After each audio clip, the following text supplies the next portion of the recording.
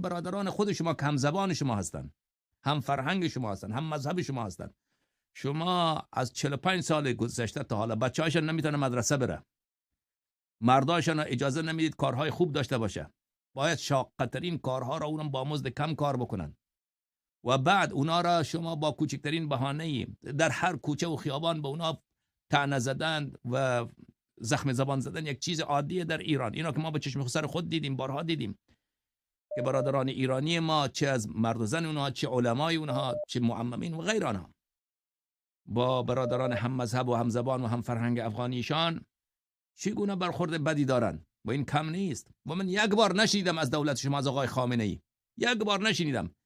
که همون که سیاه‌پوستان مثلا دیگر کشورها سیاه‌پوست داره، سیاه‌پوستان کشور ما افغانی‌ها هستن، مثلا اون کسی که نژادش فرق میکنه، مثلا رنگش فرق میکنه، اما در ارزش‌ها با ما مساویه، با اونها برخورد